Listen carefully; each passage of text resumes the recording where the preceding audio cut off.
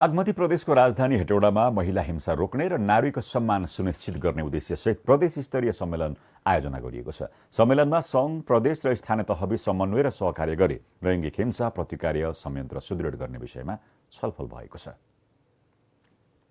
बाजुराकी एक युवती काम गर्दै पढ्ने सपना बोकेर 2081 सालमा काठमाडौँ आएकी थिइन्। जब सेन्टर मार्फत जाउलाखेल स्थित एक घरमा बसेकी उनलाई बिहान 4 बजेदेखि रातिसम्म काम गर्न बाध्य पारियो। अपमानजनक व्यवहार, अलग खाना र असुरक्षाका कारण उनी मानसिक तनावमा परेकी थिइन्। 3 महिनापछि महिला अधिकारका लागि राष्ट्रिय अभियानको पहलमा युवतीलाई घरबाट उद्धार गरियो। मैले बिहान 4 बजे उठेर घरको सबै काम गर्नुपर्ने थियो। दिनभर आराम गर्ने कुनै समय थिएन। घर धनीहरूले कठोर बोली र व्यवहारले मलाई मानसिक रूपमा अत्यन्तै पीडा दियो। मेरो खाना दिउँसो 1 बजे हुन्थ्यो, त्यो पनि उनीहरूका लागि अलग खाना र मेरो लागि अलग कुकुरलाई र मलाई छुट्टै खाना बनाइन्थ्यो। मलाई मान्छे होइन कुकुर जस्तै व्यवहार गरिन्थ्यो। यति मात्र होइन, हेटौडा उपमहानगरपालिकाकी प्रमुख मीना कुमारी लामाले समेत पटक पटक दुर्व्यवहारको शिकार भएको गुनासो गर्नुभयो। आफूलाई बलात्कारको धम्की आएकाले सुरक्षा प्रदान गर्न आग्रह गर्दै टच मात्र गरेको रहेछ नि, बलात्कार नै गरेको रहेनछ भन्दै प्रतिक्रिया दिने गरेको उहाँको भनाइ छ। हिंसाको धेरै प्रकारहरूमा तपाईहरुले भोगिरहेका सर, हामीले बुझेका छौं, हामीले बिहोरेका छौं, हामीले देखेका छौं, हामीले सहेका छौं र कानुन सम्बद्ध हामीले गर्नुपर्छ भन्ने हामी दोहोरा गरेका छौं। तपाईहरुको माझमा मैले भनिरहेको त्यही टच मात्रै गरेछ त मेरो सर, बलात्कार त भइसकेको रहेछ नि। अलिकति हेरिदिनु पर्यो नि त, जेलै जान दिनु परेन नि। बलात्कारका घटना बालिकामाथि हुने गरेको र यस्तो गम्भीर विषयमा सम्बन्धित निकायले गम्भीरतापूर्वक नलिँदा महिलाहरूले उजुरी दर्ता गर्दादेखि डर, त्रास र धम्कीको सामना गर्नुपर्ने आवाज उठेको छ।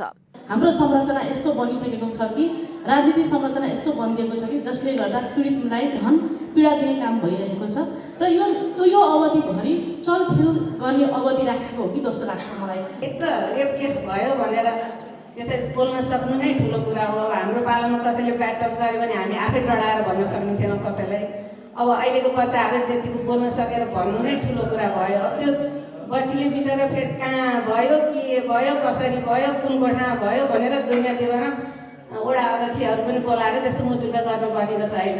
त्यो चाहिँ एउटा केही त्यसरी त्यो हिंसा प्रभावितलाई नै त्यसरी रेप केस गरेकाले नै त्यसरी नलाने व्यवस्था केही अलिकति सुधार गर्न सकिन्छ कि। जो प्रभावितलाई चाहिँ न्यायोचित अवस्थामा संरक्षण गर्ने दायित्व भनेको चाहिँ राज्यको हुन्छ, नेपाल सरकारको हुन्छ भनेर हामीले भनिरहँदाखेरि त्यो बालिकाहरू चाहिँ जब केस दर्ता गर्न आइसकिन्छ त्यस पछाडि केस दर्ता गरिसकेपछि सकियो, सबैको काम सकिन्छ।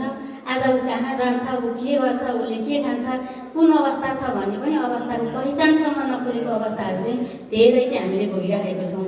बागमती प्रदेशमा आर्थिक वर्ष 2082-83 साउनदेखि कार्तिक महिनासम्म घरेलु हिंसाको 331 वटा निवेदन आएको प्रहरीले जनाएको छ।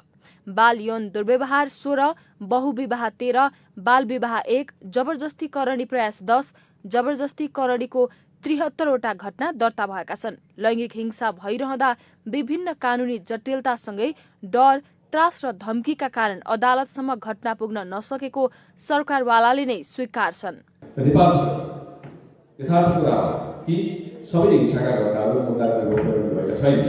धेरै मिलापत गरेको अवस्था पनि छ, तर हामी चाहिँ यस्ता घटनाहरूमा हामी मुद्दा गरेर ल्याउनुपर्छ, पीडितलाई कानुनी कारबाही दायरामा ल्याउनुपर्छ भन्ने कुरामा हामी जतिचित्त छौँ।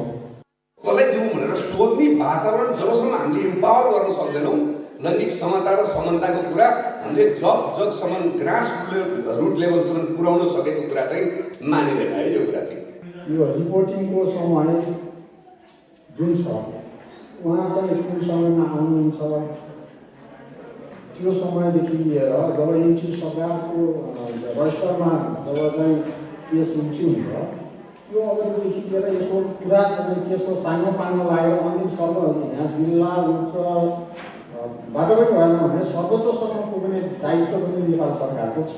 राज्य संरचनामा सुधार सङ्घ प्रदेश स्थानीय तहबीच समन्वय र शिक्षा स्वास्थ्य तथा रोजगारीमा महिलाको पहुँच बढाउन सके हिंसा न्यूनीकरणमा सहयोग पुग्ने अपेक्षा गरिएको छ।